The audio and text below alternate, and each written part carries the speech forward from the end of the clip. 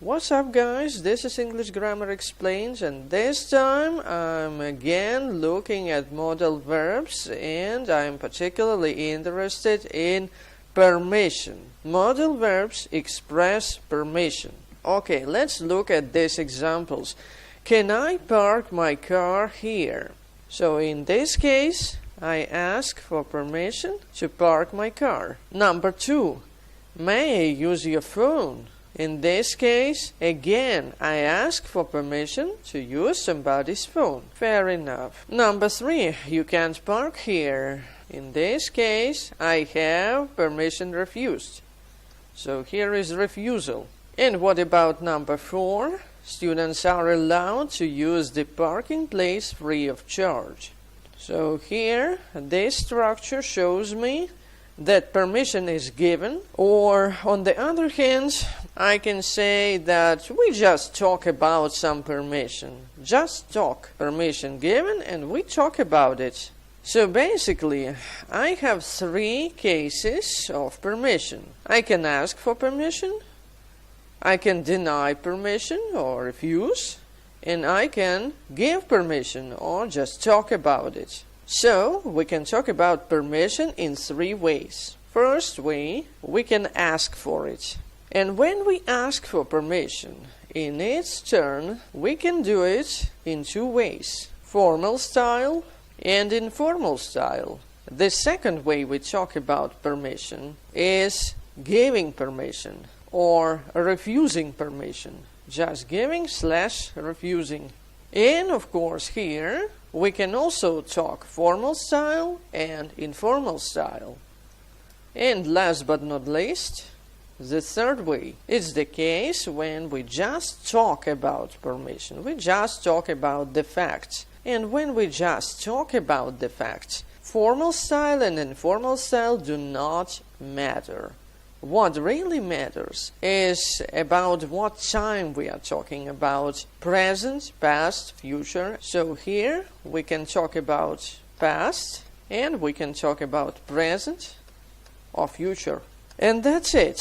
So basically we have 6 ways of talking about permission. We can ask for permission in 2 ways, we can give or refuse permission in 2 ways, and we can just talk about some permission, some facts in the past or in the present or future. However, the main question remains: what modal verbs exactly we can use in all these 6 cases? So when we talk about permission, we basically use just can, may, could, might, cannot, could not.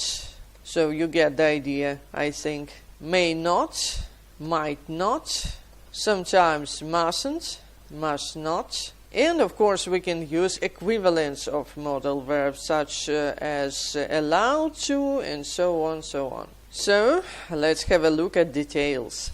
So I drew this chart, hope it may help. So, case number 1, asking for permission in formal style. What modal verbs we can use here? We use can and could. Could is more formal than can, just a little more formal. Let's have some example. Can I use your phone? I talk to my friends. We are friends. I sometimes use his or her phone. He or she uses my phone. So that's all okay. And it's informal situation. Here I use can. Okay, what about formal style? If I ask for permission, formal style, I use may or might. So here we have may and might.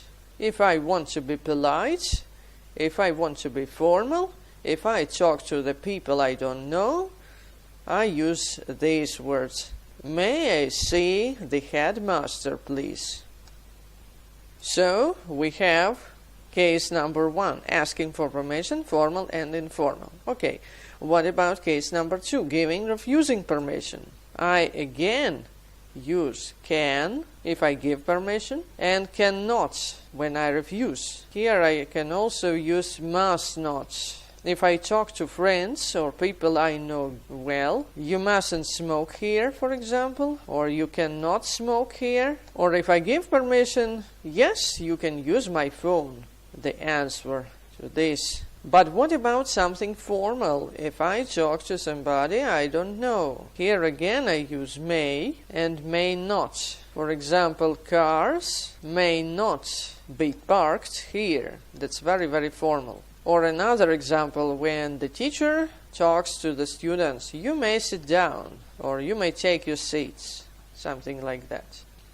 So that's about giving and refusing permission, formal style, informal style. And what about just talking about permission? When I personally don't allow anybody to do anything or refuse anybody to do anything, I just talk about somebody's refusal or somebody's allowance, if you will. So, in this case, again, I use can, and here I am free to use the equivalent, allowed to. In fact, there is no need for formal and informal style here. So I erase this division.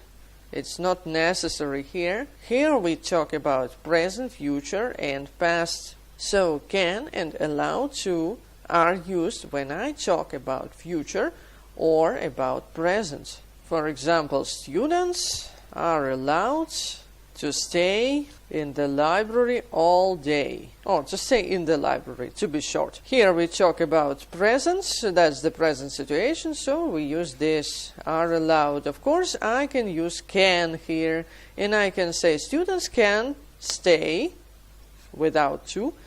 Students can stay in the library, and that is also right and good. Here I also can use could, or was, were, allowed to. I use this in situation when I talk about past. For example, last year students could or were allowed to stay in the library for a long time, but now they cannot. And that's it. That is all about permissions. So we can use permissions in 6 ways. We can talk about present, future, and past. We can talk about giving permission or refusing, and we can ask for permission. And as you see, modal verbs are basically the same in all 6 cases.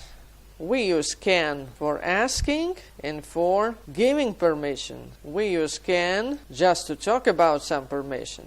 On the other hand, we use could, just equivalent of can, but more formal. We use cannot here. We use may even more often than cannot. And we of course use may not and might in formal style. And as for talking about permission, we use allowed to, and we use could and allowed to in the past. And that's it. And that is all for now. Thanks for watching. Please subscribe, leave your comments, and see you in the next video.